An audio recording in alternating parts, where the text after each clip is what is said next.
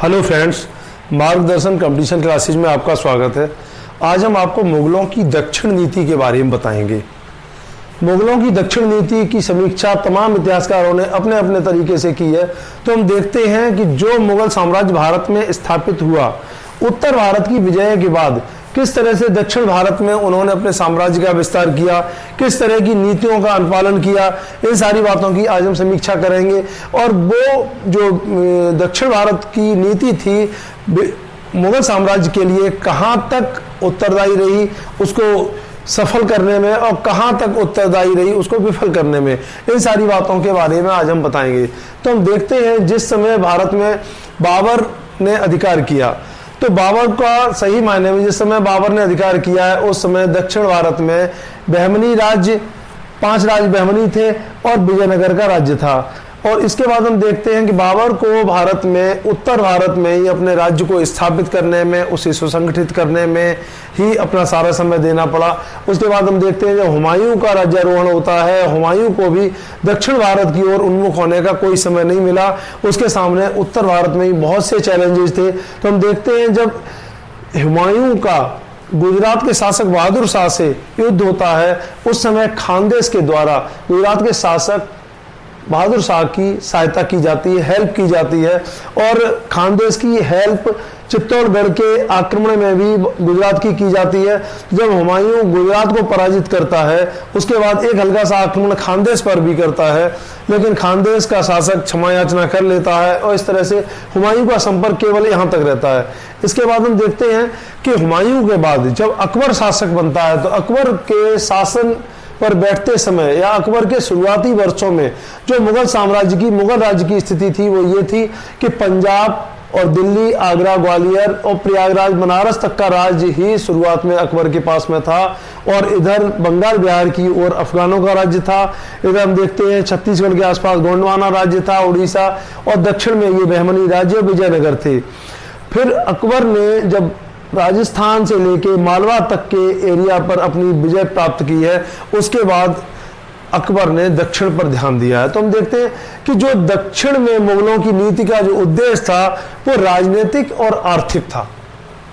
हम देखते हैं कि जिस समय हुमायूं और बाबर और हुमायूं के बाद होता क्या है, जब अकबर के शुरुआती वर्षों में ही तालीकोटा का युद्ध होता है, और तालीकोटा के युद्ध में बहमनी राज्य, सारे बहमनी राज्य मिलकर विजयनगर को पूरी तरह से नष्ट कर देते हैं लगभग, और बिल्कुल पतन हो जाता है उसका।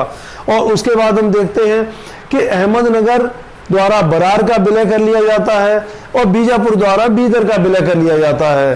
और इसके बाद जब अकबर ने इधर ध्यान दिया है, तो सबसे पहले खानदेश ने अकबर की अधीनता स्वीकार कर ली है, लेकिन दक्षिण के जो और बहमनी राज्य थे उन्होंने अधीनता स्वीकार नहीं की है। तो हम देखते हैं जो मुगलों का सर्व प्रमुख उद्देश्य था वो साम्राज्य विस्तार के अंतर्गत स्वाभाविक है दक्षिण भारत में भी अपने साम्राज्य का विस्तार करना था, और साम्राज्य विस्तार करने के लिए उन्हें दक्षिण की ओर आगे बढ़ना था। इसलिए माने सबसे पहले अकबर का जो उद्देश्य था या मुगलों का जो उद्देश्य था वो राजनीतिक था, और दूसरा उद्देश्य आर्थिक था। मुगल साम्राज्य के बढ़ते हुए कुलीन वर्ग को जागीरों और मनसबों के माध्यम से संतुष्ट करना था, और जागीरों की कमी की पूर्ति उन्हें दक्षिण से ही करनी थी। तो स्वाभाविक है कि आर्थिक कारण भी बहुत बड़ा था। दक्षिण का प्रदेश बहुत समृद्ध था, इस समृद्ध प्रदेश में ही नए नए जागीरदारों को संतुष्ट किया जा सकता था, और साम्राज्य की सैन्य आवश्यकताओं की पूर्ति के लिए भी धन प्राप्त किया जा सकता था। हम देखते हैं कि वर्नियर ने इसे दक्षिण भारत को सही माने में मुगल सैनिकों की खुराक बताया है, भोजन बताया है, माने वहीं से इन्हें ताकत प्राप्त हो सकती थी। तो हम देखते हैं बरार और खानदेश जो थे, इनसे जो मुगलों की पूर्ण जमा थी, जमा अर्थात राजस्व का आकलन, वो 18% होता था, और जबकि बरार और खानदेश में जो मुगलों का एरिया था वो केवल 6% था। संपूर्ण मुगल साम्राज्य का केवल 6% था, और वहां से प्राप्त होने वाली जो जमा थी माने राजस्व था वो 18% होता था। इसके अलावा हम देखते हैं कि 1636 में जो हासिल थी, हासिल अर्थात जो राजस्व प्राप्त किया जाता था, जमा वो राजस्व होता था जिसका आकलन किया जाता था, और हासिल जो वास्तव में एक्चुअल में प्राप्त होता था। तो हासिल 20% थी, क्योंकि क्षेत्रफल संपूर्ण मुगल साम्राज्य का जो था वो केवल 10% था दक्षिण भारत में। इसी तरह से हम देखते हैं कि 1667 में 32% हासिल वहां से प्राप्त होता था और क्षेत्रफल जबकि केवल 11.5% था। जब औरंगजेब की मृत्यु हो जाती है उस समय भी संपूर्ण मुगल साम्राज्य के राजस्व का जमा 45% दक्षिण से था, जबकि दक्षिण का एरिया केवल 27% था। तो इतने अंदाजा लगा सकते हैं उत्तर भारत की तुलना में लगभग 2 गुना राजस्व यहां आकलित किया जा रहा था और वहां से प्राप्त किया जा रहा था। अधिकतम जमा हम देखते हैं खान देश से मुगलों को प्राप्त होता था, प्रांत वाइज अगर देखा जाए, स्टेट वाइज अगर देखा जाए, जो आगरा से 2 गुना होता था एरिया वाइज। और बरार का जो जमा होता था मालवा और गुजरात दोनों के जमा के बराबर होता था, केवल बरार का। तो हम अंदाजा लगा सकते हैं कि दक्षिण भारत काफी समृद्ध था और उस समृद्धता का लाभ उठाने के लिए ही मुगल शासकों ने दक्षिण की ओर प्रयाण किया है और दक्षिण को अधीन करने का प्रयास किया है। जहां तक अकबर की दक्षिण नीति की बात है, तो दक्षिण में जो अकबर की जो नीति थी वो सही मायने में जिन एरियाज को डायरेक्ट कंट्रोल में ले सकता था उनमें उसने डायरेक्ट कंट्रोल लिया और जिन्हें डायरेक्ट कंट्रोल नहीं कर सकता था उन्हें अधीन करके छोड़ दिया या वहां से राजस्व लेकर ही संतुष्ट हो गया। हम देखते हैं कि यही नीति, इसके अंतर्गत अकबर ने खानदेश पर अधिकार किया है, बरार पर अधिकार किया है, अहमदनगर के अधिकांश एरिया पर अधिकार किया है, लेकिन हम देखते हैं कि बीजापुर और गोलकुंडा इन पर डायरेक्ट कंट्रोल अकबर का स्थापित नहीं हो पाया है। अकबर के बाद में हम देखते हैं जहांगीर और शाहजहां के समय में भी कमोबेश यही पॉलिसी रही जो अकबर के समय स्थापित हुई थी। माने जो उत्तर भारत के नजदीक के क्षेत्र थे उन्हें डायरेक्ट कंट्रोल में ले लिया गया और जिन पर डायरेक्ट कंट्रोल नहीं किया जा सकता था उनसे राजस्व प्राप्त करके ही संतुष्ट होने का प्रयास किया गया। लेकिन हम देखते हैं यही नीति औरंगजेब के समय में आके बदल जाती है। औरंगजेब की नीति का जहां तक सवाल है, जो अकबर का उद्देश्य था वही औरंगजेब का उद्देश्य था। औरंगजेब के बारे में जो तमाम बातें लिखी जाती हैं कि उसने अपने रिलीजियस टारगेट को लेकर दक्षिण भारत पर अधिकार किया या दक्षिण भारत का विलय किया, ऐसा पूरी तरह से सही नहीं है, क्योंकि अकबर के जो उद्देश्य थे राजनीतिक और आर्थिक लगभग यही उद्देश्य औरंगजेब के समय में भी थी। औरंगजेब के समय में जो जागीरों को लेकर संकट खड़ा हो रहा था, जो रेवेन्यू को लेकर संकट खड़ा हो रहा था, उनकी पूर्ति दक्षिण भारत के राज्यों को विजय करके ही की जा सकती थी।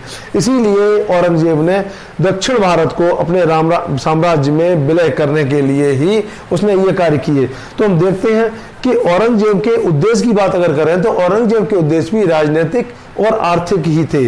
उसकी नीति के मूल में भी आर्थिक और राजनीतिक उद्देश्य ही थे। लेकिन हम देखते हैं कि उस पर धर्मांधता का आरोप लगाकर औरंगजेब के लिए यह हाईलाइट किया जाता है कि उसने उसके धार्मिक उद्देश्य को लेकर उसने दक्षिण भारत में विजय प्राप्त करने की कोशिश की, जबकि ऐसा नहीं है।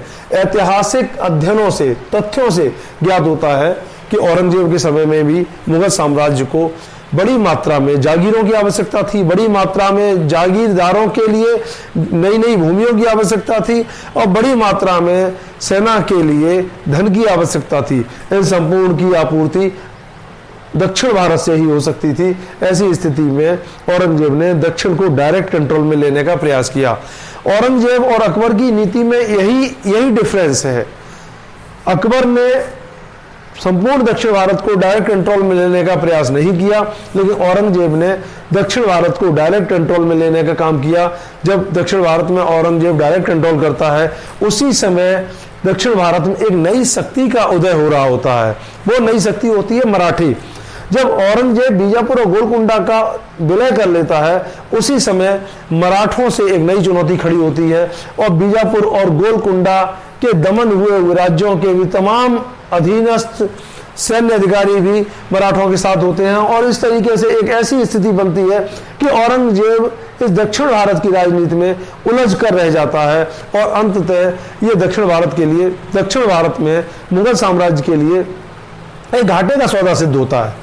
तो हम देखते हैं कि दक्षिण भारत को समुद्रगुप्त के समय में डायरेक्ट कंट्रोल में नहीं लिया गया। इसी तरह से हम देखते हैं अलाउद्दीन खिलजी ने भी दक्षिण भारत को डायरेक्ट कंट्रोल में नहीं लिया, बल्कि वहां से रेवेन्यू प्राप्त किया और उन्हें अपने अधीन करके छोड़ दिया।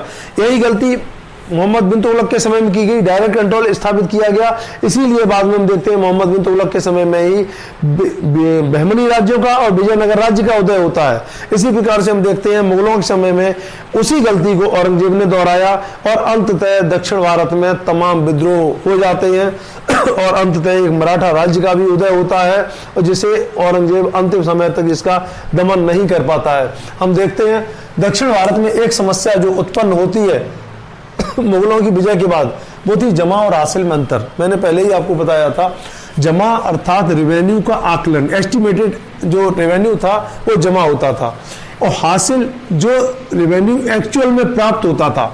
इन दोनों के बीच में जो अंतर था वो एक बहुत बड़ी समस्या बना। इस अंतर को कम करने के लिए तमाम तरह से जागीरदारों की वृद्धि की गई संख्या में, और जिनमें दक्षिण भारत के जागीरदारों की संख्या एक बड़ी थी।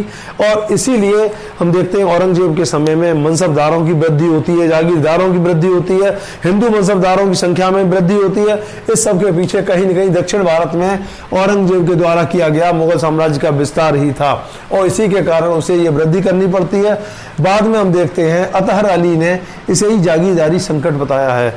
जागीरदारों को जागीरें आवंटित कर दी जाती थी, एक्चुअल में वहां से हासिल कुछ भी नहीं होता था, रेवेन्यू प्राप्त नहीं हो पाता था। इसी ने अंततः जागीरदारी संकट को जन्म दिया और मुगल साम्राज्य के पतन का, मुगल साम्राज्य के अंत का ये बहुत बड़ा कारण जागीरदारी संकट माना जाता है। अब भविष्य में हम आपको अकबर की दक्षिण भारत की विजयों के बारे में बताएंगे और मुगलों की धार्मिक नीति के बारे में बताएंगे, मुगलों की दक्षिण पश्चिम सीमांत नीति के बारे में बताएंगे, किस तरह से उन्होंने काबुल कंधार को डायरेक्ट कंट्रोल में लेने का प्रयास किया, उसमें कहां सफल हुए कहां असफल हुए, इन सारी बातों के बारे में बताएंगे। और मुगलों की मनसबदारी सिस्टम, मुगलों का जागीरदारी सिस्टम, इनके बारे में भी आपको बताएंगे। तब तक के लिए धन्यवाद। मुन्नो, यही गलत बात होती है यार, मतलब इतनी देर में ज्यादा मोटे हो जाए।